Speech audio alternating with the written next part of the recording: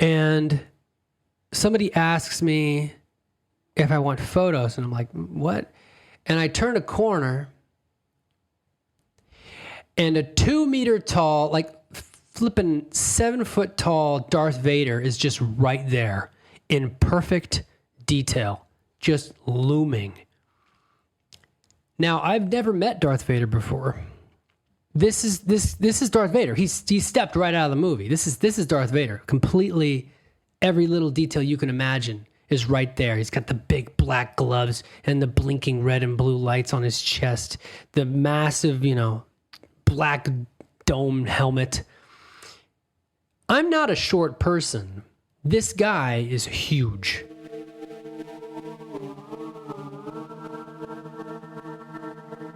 Aloha and welcome back to Wanderous. I'm your host, Andrew Crusoe, and today I'm recording for the first time on the beautiful, very beautiful island of Flores, here in the amazing country of Indonesia. I have come here partly because of intuition, and I'm sure I'll talk about that more in the future. But right now, I don't usually record these in the afternoon, but I really want to get an episode out today. And I just moved into my new spot here in Labuan Bajo like 2 nights ago. So there's been a lot of adjustments, as you can imagine, and I'm sure I'll get to that. But before I can get to Asia, I really need to finish talking about my time in Europe, don't I?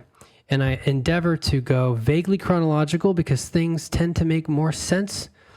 Vaguely chronological, not entirely chronological. We don't want to be empirical or anything, but we try to go in order, right? We don't want to be too confused.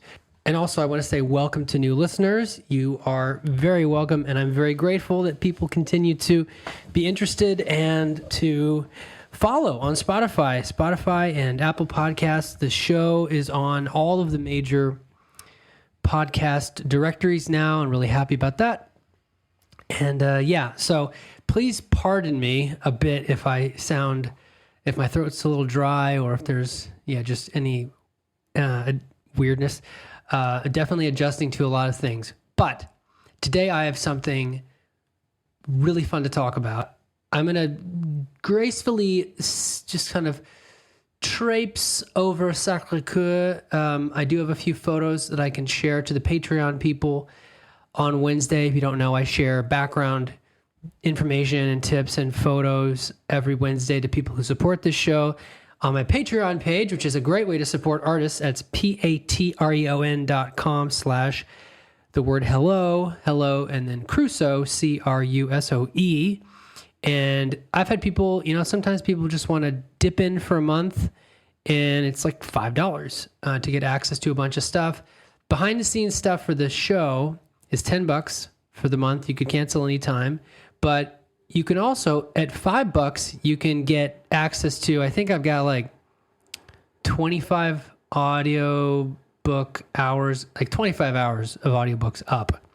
There's just so much. There's so much. You can see all the bonuses listed at patreon.com. Those are always updated at patreon.com/Hello Crusoe. And thanks to everybody who's already supporting. It really helps all of this continue. This show takes energy and time to produce. I do edit it. I'm going to edit this one a little bit less because I want to get it out today. But yeah, it's a bit of a project, but I love the feedback that I get. So anyway, when we last left off, I was still in Paris and I was just having a wonderful time using couchsurfing.com. If you haven't used couchsurfing, it's an amazing hospitality exchange site where locals host you. And sometimes you surf on a couch, you sleep on a couch. Sometimes you sleep in a bed. Sometimes you're on a mattress on the floor. When I was in Montmartre, and also please pardon my pronunciation of the French language, it is not the easiest language to pronounce correctly. Might be the hardest. And I was hosted by a very, very cool dude. And he showed me around. He gave me a tour of Montmartre, which I cover in a previous episode. I think it's the one right before this. And before I left Montmartre, I had to spend some time in the Sacred Heart Cathedral. It's right there on the hill. It's huge. It's about 50 million years old, and it's not, but it's just immense. It's a space filled with a lot of spiritual energy and about 10,000 votive candles. I'm not exaggerating. There are many, many. For the bonuses for Wednesday, I'm definitely including this beautiful panorama because, I got up there. How'd I get up there? The thing they don't tell you is that Paris has quite a few hills. And one of them is Montmartre. It's the name of the hill and the neighborhood, I believe. And I took a subway that went up. It has what's it called? It's one of these things, a funicular, I believe it's called. Yeah, that's right. It came to me. A funicular. And it was fantastic. It was very entertaining because it's just going up this 30-degree incline. And my Paris Metro Pass covered it. I didn't have to pay extra. I've talked about the Paris Metro Pass in previous episodes. And, it saved me quite a bit of energy because it went up, I don't know, 50, 60, 70 meters up this hill. And I get, we're in this it's almost like a monorail in Disney, foreshadowing, but it's just going up a hill. And I took the funicular up sounds kind of dirty when you say it like that, up the hill, and I got off, in this little room, and you get off, and the people file out. Voila, literally voila, you're on the hill, and then you have this lovely view of Paris, I think you're looking south, yeah, and you can see little bits. You can see some of the buildings you might see from Eiffel Tower. I was surprised I could not actually see Eiffel Tower, but it was nonetheless a lovely view. It was mostly blue skies that day, just really, really, really special. I have a picture of a spider that I'm not going to include unless people want me to because it's kind of scary. And then I made my way back to my couch surfing host place and got my stuff and moved on to a place called Chessy, the area of Chessy, because one of my big dreams was to, and this is the topic of today's show, one of my big dreams was to visit Disney Paris. And I checked the prices, I checked the public transportation, and I'll tell you, this is the first big travel fact besides the tip of use couch surfing. Really, the people are amazing. Look at the reviews. If you have questions about that, you can always leave a comment on this. If you have questions about anything, you can always leave a comment on this episode's Spotify episode page, and you can leave comments on Spotify. You can also leave comments on my Patreon. And the other big tip I would say is you can actually use your unlimited Paris Metro Pass. You can use that to get all the way to Disney Paris. It's amazing. You don't have to pay for parking. You don't have to pay extra for the bus. It's a little bit of a project to get over to Chessy. You do take the train, but all of it is in Google Maps, which right now it's the best aggregator. Google Maps just has so much of the public transportation data, and the train is quite comfortable. The last photo actually in the group of photos I'm sharing with supporters on Wednesday is a pretty moody, interesting photo of the train station going back to Paris. So Chessy is about an hour, maybe a little less train ride east of Paris, and it's a much calmer area, and it's a bit more green. And I was quite lucky that I got a host in Chessy who actually picked me up from the train station. There was a bit of confusion of where I was, and of course, a bit of a language. So I'm using Google Translate sometimes to translate what I'm trying to say to make sure that it makes sense, because language is tough and English is a quirky language. It's not the hardest language to learn, but learning a language, as you will realize the more you travel, it's quite a time commitment, and it's not always reasonable to expect people to understand you depending on where you are.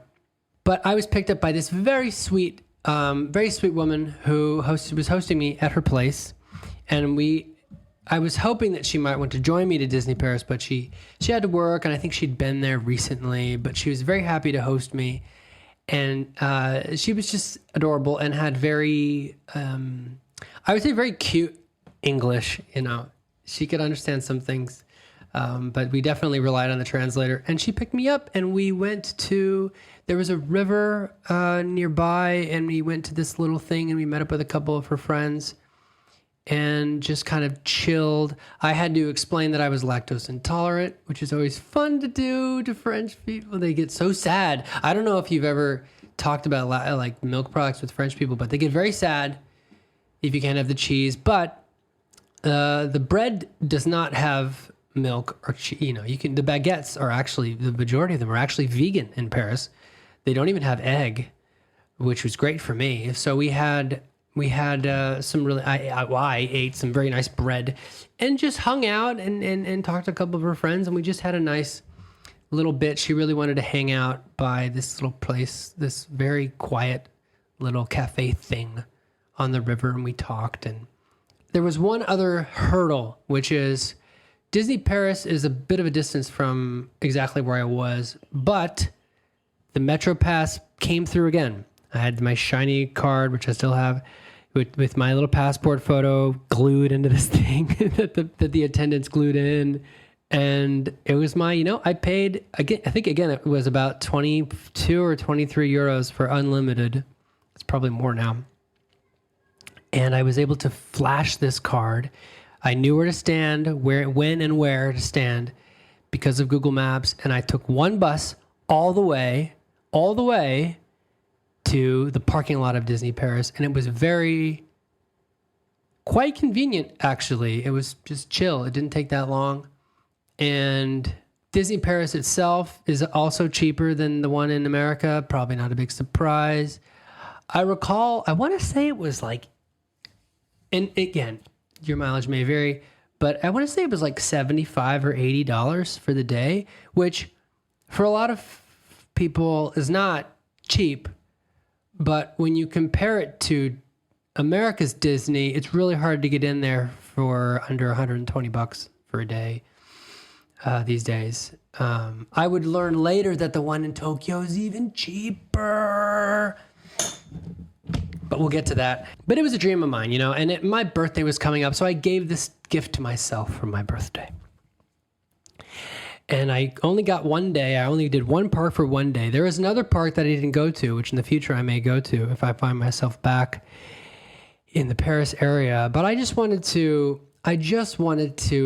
see what Tomorrowland was like in Paris. And I'd heard all of these stories about Adventureland, like what Pirates of the Caribbean was like. I heard Pirates was great. So I'm going to try to hit on a couple of the things, my favorite parts, my recommendations for being in Disney Paris. Being in Disney Paris is a very special, fun, oddly spacious experience, especially if you go in August. It's not crowded. It was really fine. Walking in is slightly underwhelming because in the other Disney parks, now I had only been to the two in America at that point.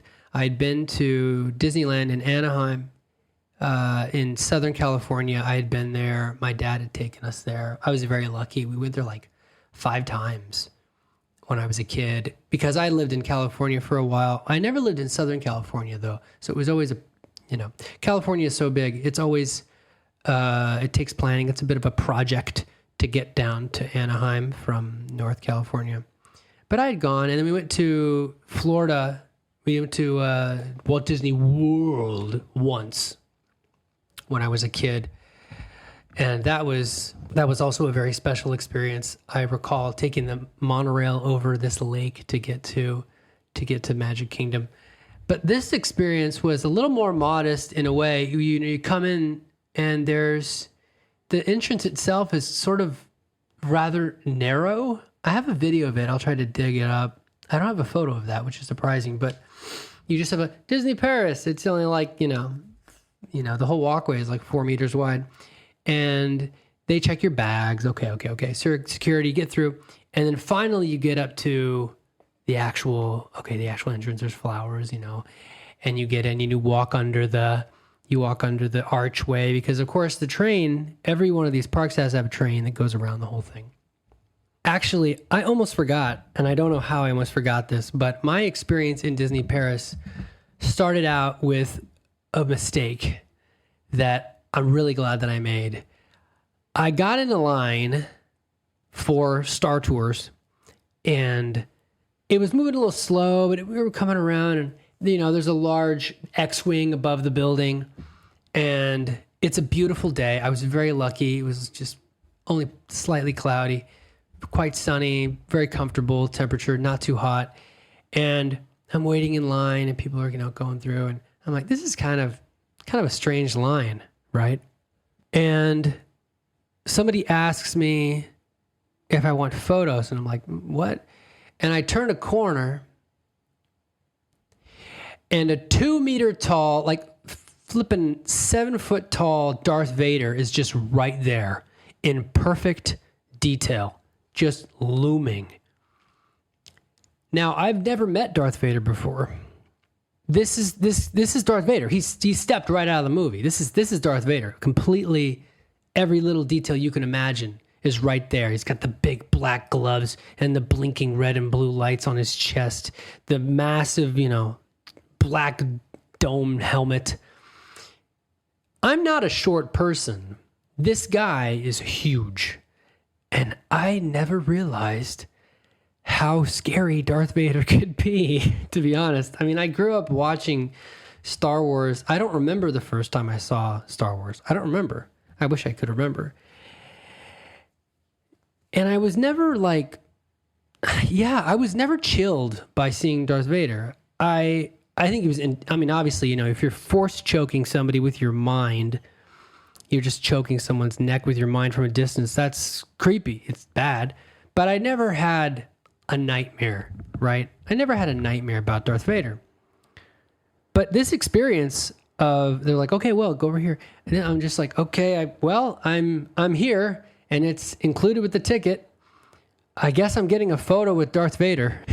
and so I'm just, I don't know what it was. There was a real menacing, it was the whole thing, the whole getup, the whole costume, the black gloves, the whole thing. I'm like, this guy, wow, man, it was spooky. I was surprised at my visceral reaction to Darth Vader. So I hand them because I'm not going to pay $20 for 2 photos taken by Disney. There's no guarantee they're going to be great anyway. So I hand my Olympus TG6. I set it to RAW. Thank God I did, because I had to correct the photo later. And I get 3 photos with Darth Vader. One of them turned out great. And that photo of me looking, I think, pretty cool, but probably a dork, standing next to Darth Vader while he's holding out his hand, force choking the photographer, I guess. That photo will be included with the photos on Wednesday. I think you're going to enjoy that. That one's pretty amusing. I just go, wow, thank you. I probably shouldn't have said it, but I was like, you know what? I actually got in the wrong line, but I'm glad I got in this line. And I promptly looked around and realized that the actual line to Star Tours was behind that specific building, and it was a little bit confusing. But what a great, happy accident. And that's how my experience with Disney Paris began. I got into Star Tours, pretty similar to the ones you may have seen in videos, or if you've been to the one in California, it's pretty similar. They have a nice display, very large screen describing things. They've got schematics. R2's right there with the Star Speeder. It was very interesting hearing all the droids speak French, which was not surprising. It was quite amusing to hear C-3PO, be shouting things in French. Star Tours is a great attraction. It's just a great thing to do. And if you're not familiar, and you get in line, you're about to board a shuttle that's going to take you on take you somewhere else in the galaxy. And I feel very lucky. This is probably the only time I'm going to talk about this, so I might as well talk about this. I got to do it before it was redone. I got to do it, because I'm old-ish. I got to do it I probably went on Star Tours in 1991, to be honest. It was around. Star Tours has been around for a while. And back then, that version in Anaheim in Southern California was very cutting edge. Of course, they didn't have advanced computer technology as much, and it wasn't 3D. Now you put, polarized 3D glasses on, and it's a very eye-popping experience. The crazy fact about that, though, is it was such a tricky thing to time the hydraulics to the video that they actually had one, and I've read about this, they have one single piece of film that was in a loop. So they never had to rewind or recalibrate. It was this very specially calibrated large loop, and it was only one trip. So you could ride the ride, but like most rides, it was the same every time. And that was fine. But I feel very lucky that I got to do that, because I'm one of the few, I feel people who go now, they don't really know. I remember the original trip. And the original trip was, if I'm not scrambling this, which is possible, you always went to this ice comet and you would hide from the Empire and you would blast through the ice. I think they even hit you with a bit of cold air in the shuttle at that point, because you're looking out in front of you, this wide screen, which is the windshield. And you also, I think you zip through Endor, and there was a guy who, because I was addicted to this ride as a kid. I loved it. And there was a robot that would help drive. It wasn't C-3PO. Anyway, it's tough to summarize something like Disney, but I'm just going to share the things that jumped out at me. So now, these days, every time you go to Star Tours, it's different. There's, I think, like 3 or 4 beginnings, middles, and endings. So it's shuffled, and it's all digital, and it's all, real D, 3D. And C-3PO is usually, I don't know if always, but usually your pilot. So, usually in the, and I still get flashbacks of the original version of this, because I remember you were always in this huge space station getting through, and the door would try to open, and then you would dive down and you would fly around. And they really pumped up the whole shuttle is tilting forward and back, and you feel like you really are in a shuttle. You feel the G-forces. It's quite an interesting effect. But one of the nice things about going on it today, the effect is much better. I'm just nostalgic. Usually when you're trying to escape, you run into Darth Vader and he tries to force hold the whole shuttle, and you somehow break away from that. And yeah, it's a lot of fun. You usually see Kashyyyk, which is where the Wookiees are from. Anyway, it's a great ride. But one of the things they had in Paris that they didn't have, at least last time I was in California, which was like 10 years before that, it had been a very long time, was they have this new thing called Build Your Own Astromech Droid. Build your own little R2-D2 for 15 euros, which is quite a bit for a small piece of plastic. But you can play with all the pieces for free. And I was not going to spend 15 euros on a small piece of plastic, but I did want to play with everything. So I did build, and this is a photo I'll include too. I built a little, I very vaguely Christmassy R2-D2. It was very fun. And they actually had Christmas hats available as well. I don't know why. It was August, so why do they have Christmas things? Who knows? But it was very fun to take. You could take the head off. You could put the things, and there were different designs you could do, and tons of colors. It was very cool. The next thing I remember exploring, and the next thing I have photos of, was Adventure Isle, which I highly recommend. Now, here's the thing. I'm going to say something that might seem controversial to Disney fans, but I feel that the whole experience of Pirates of the Caribbean and everything around it is best experienced in Paris. They just pulled it off. They designed a Skull Island. They have the whole thing. They have a map. It's sort of like a combination of the Swiss Family Robinson area in Anaheim and Disney, California, combined with a bunch of other really fun Pirates things. So I'm looking at the map right now. This will be in the photos for Wednesday too. They have a full-on Captain Hook pirate ship in a bay. They have Skull Rock behind it, which you can go inside, which I got some really fun photos of. You can explore this whole network of caves. They have Pirates Grotto. They have this really fun, bridge across that gives you an amazing view of the whole park. Spyglass Hill, they've got a lookout area. They've got all these little places where like kids will lose their mind with how much fun they're going to have with this. My inner kid really came out. And of course, all the labels are in French because you're in France, and that's fine. But the attention to detail, you can go up into the Swiss Family Robinson house. That's on the other side. The attention to detail and all of the interesting little places. They have a downed ship. These are full size like ships, and all of this is right up next to. And there's a little beach as well. No trespassing, pirates only. Little white beach. I had a lot of fun photographing this Skull Rock because it's just a cool piece of engineering, and there's waterfall coming out of its teeth at the bottom. And right next to that, sort of right behind that, is Pirates of the Caribbean, which they did a very good job at.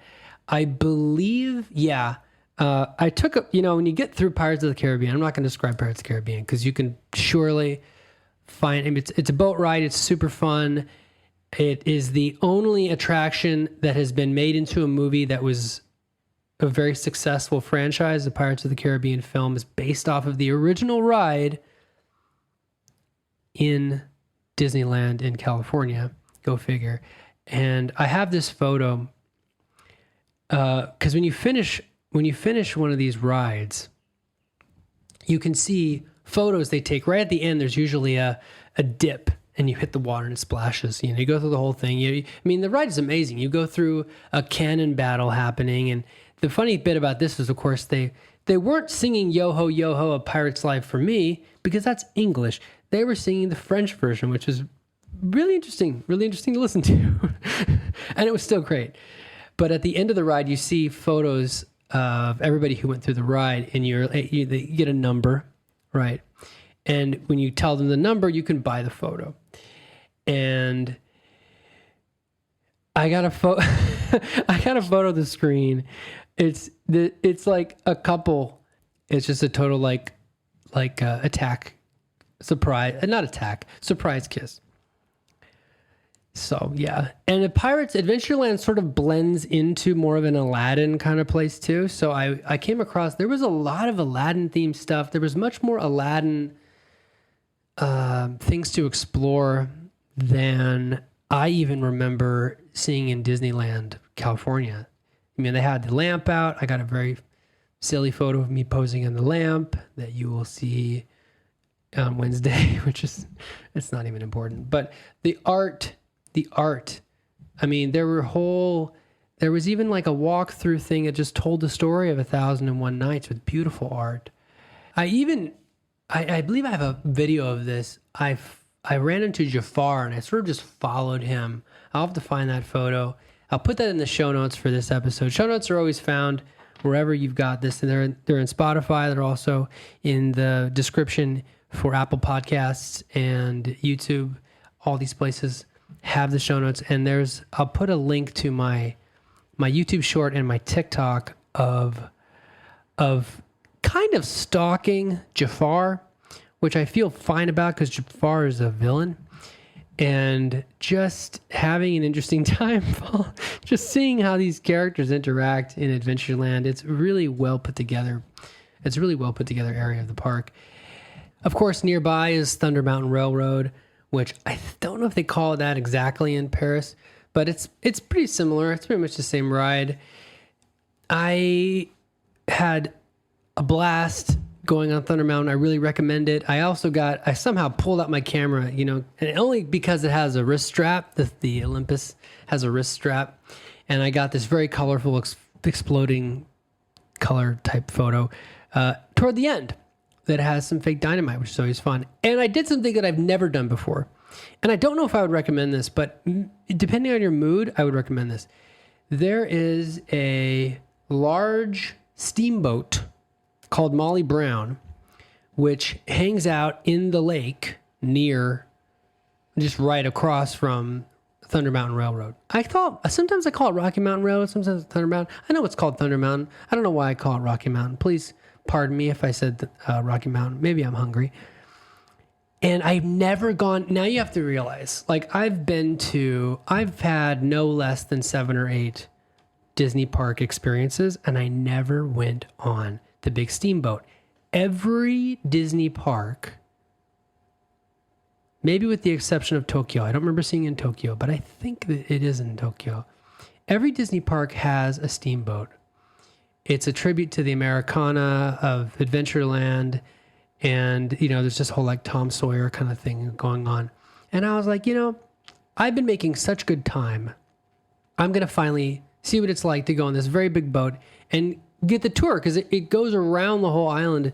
And I was like, this, I just felt like it wasn't logical was the thing. It was just a gut feeling. So I get on the Molly Brown, and there's little engine things, and some of them are real and some of them are, this is the actual engine. And there's 3 floors, and I get up at the top, and I get this great view watching these people dive down, from Thunder Mountain Railroad, watching people enjoy it and scream. And then we make it to the other side of the island, and I see something that I've never seen before. They have like dinosaur skeletons they've put, and they have robotic geysers. And there's this whole like narrator saying, "Oh, these are the old geysers from ancient days." And it was very silly, but I was like, "Oh wow, this is the only Disney park that I've seen," because I know the angles of Disney California pretty well. I know where everything is, but this one was really unique to see a different angle of that. I have a video of that too on YouTube Shorts and TikTok that I edited kind of at the time. I was trying to be up on that at the time. And it was fun. I was on the boat for 25 minutes. And it was a nice, just little breather. You can sit down or you can stand, and you can just enjoy being on a boat and hearing the narrator sort of tell. I mean, you see different parts of the park you wouldn't normally see. You see these parts in vistas of Adventureland you wouldn't see. I don't know. It's not super exciting, but if you're feeling a little break and you don't want to wait in lines and you want to it is a bit cooler, you're surrounded by water, it can be worth it. I also wandered over to, I don't even know what it's called, Fairy Tale Land, because the way that they trimmed everything for Alice in Wonderland was pretty cool. It was really well done and beautiful. And the park has a different castle. It's not the typical castle. This is a much more fantastical. I believe that it is Cinderella's castle. It's Sleeping Beauty's castle. Normally it's Cinderella's castle. Nobody cares. But I'm just saying this castle is much more fanciful and goofy, I would say. Much more like, I don't know, like vaguely eccentric and impractical, but a nice centerpiece for the whole thing. And you can go up into the castle, as you can do in Tokyo as well, which I'll talk about in future episodes. You can't really go up in the castle not easily in California, but here you can go up, and they have a very lovely set of stained glass windows depicting Sleeping Beauty and the three fairies and the whole situation. But actually, the real reason to go up into the castle is for the view of the sword and the stone. They have the stone and the sword, yada yada, right there below the castle. And of course, you can get your photo taken. And I don't know, I got a funny photo of people just like really trying to pull this stone. And behind it, of course, is the carousel. And it's very cute. It's very, kind of Dutch type architecture. Around this time, I had to find the restroom, and I kind of like searching around and looking at kind of food options and things too. I brought food into the park to save some money, and I ended up talking to someone who hadn't been working there very long, and I realized like the employees are so dedicated, especially in Paris. They're so sweet, and I really hit it off with this person, to be honest. And I was like, shoot, I should have gotten their contact info. But I knew that I was heading out of France pretty soon after that. So I was very much going with the flow and not grasping at anything, not pushing anything away. That was my goal. Anyway, but I had this really great conversation about like the sort of the history and things, and I don't remember a lot of details. I just remember the feeling. I guess that's what life is like. And I ended up wandering back over to Adventureland to photograph Skull Rock again because the sun was setting. It was very dramatic. And got a photo that I'm pretty happy with. These just like brilliant orange clouds, the sunset behind the Skull Rock, which was really, this photo is really only possible because I shot it in RAW. So the original like was way too bright and the other parts are too dark. If you can shoot in RAW, that's another pro tip. If you're into photography, you probably already know about shooting in RAW, but if you're not, I would recommend you do a little research. Your camera or your phone might already be able to shoot in RAW, and it just gives you much more information to work with. And usually in your software, you can fix the brightness and the darkness after you shoot it, and you just have a much better result. And I made time to go on Pirates of the Caribbean one more time. I just took some really, I mean, the park is even more, is it more beautiful at night? It seems like it is. I mean, the X-Wing's all lit up. It's just a riot. The whole park is very beautiful.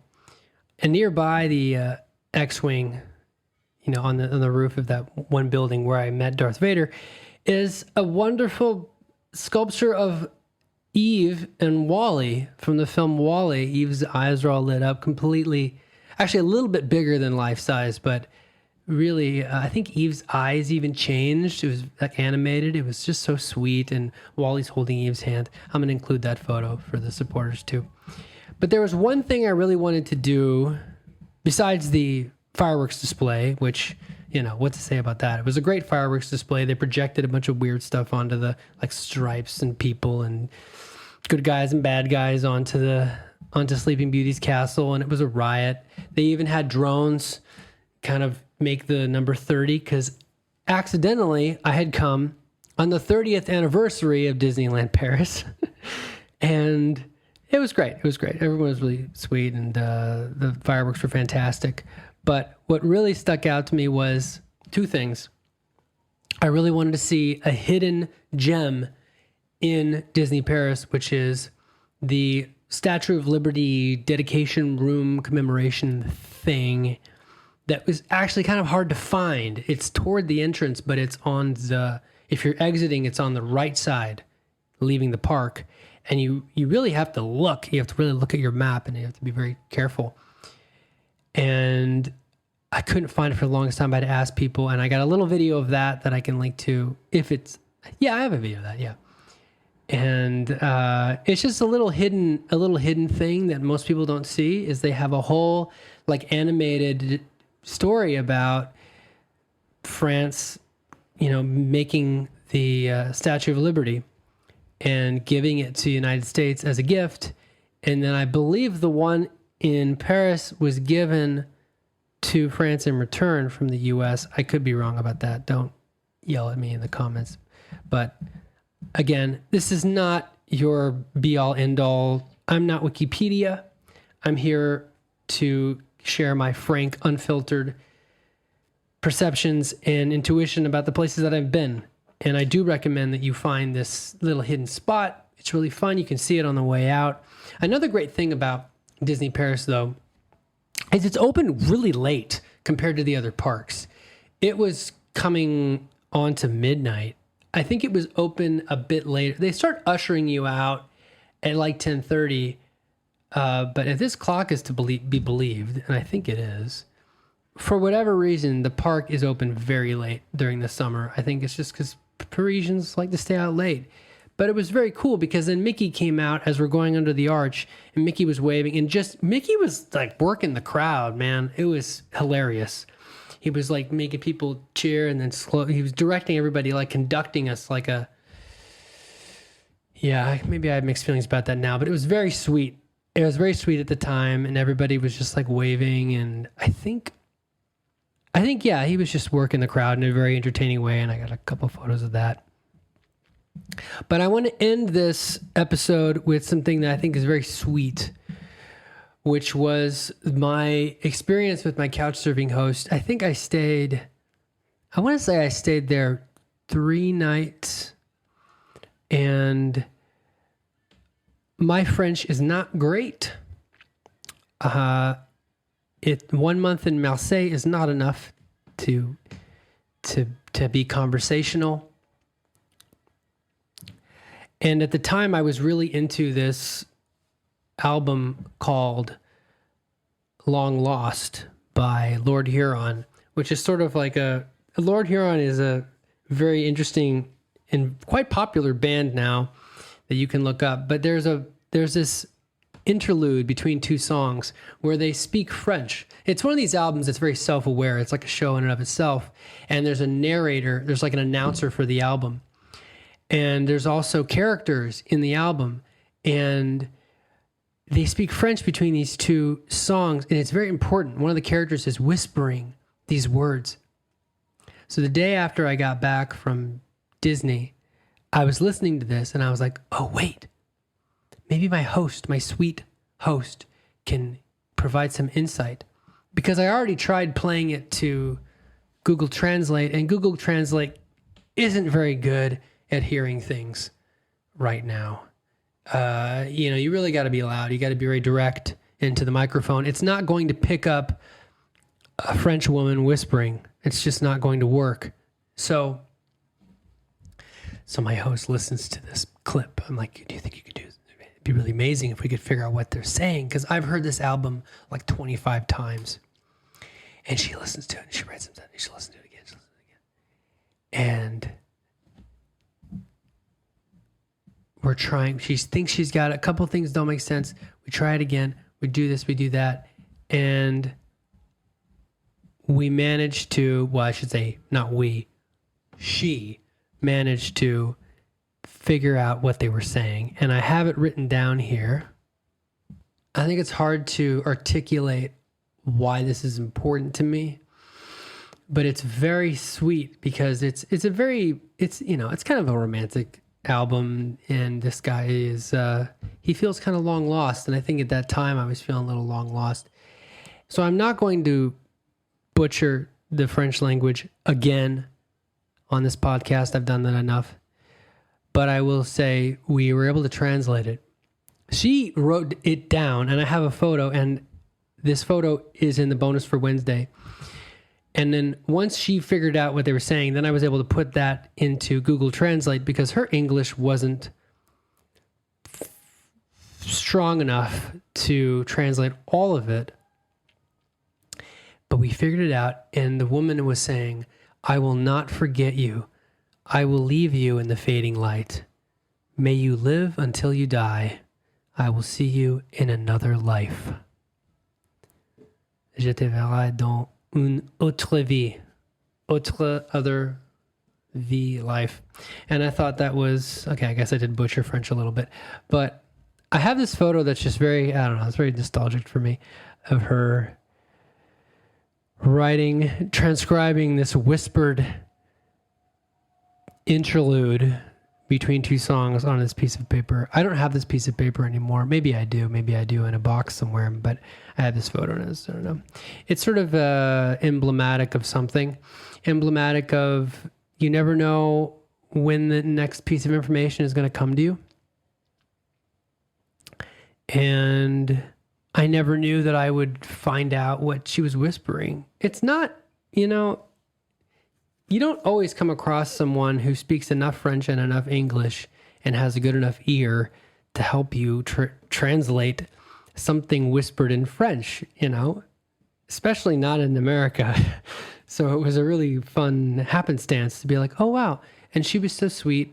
And she even, and I usually reserve this kind of content for the members only episodes, but I'll share it here because it's not that spicy. But she even was like, you don't have to sleep on the couch tonight.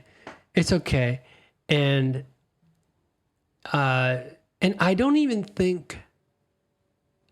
think I asked. I did not ask. She was just like, no, you should, after you take a shower, you should just sleep next to me. So I slept next to her and nothing happened, but it was just sweet, right? I think I don't know. I think it'd been a while. She had told me, because people, I don't know if this happens to you, be a little bit personal. What happens to me often when I'm traveling is people of all types actually feel that I'm a good listener, and I really appreciate that because I endeavor to be a good listener, despite the fact that you're listening to a one-person podcast. I contain multitudes, and and people often tell me their relationship trauma and trauma in general, and I hold space for that. I always say, as long as I'm hydrated and I've eaten in the last couple hours, I can hold space for a lot. I can hold space for a lot of stuff. I have a lot of empathy for people who have gone through very deep, heavy things.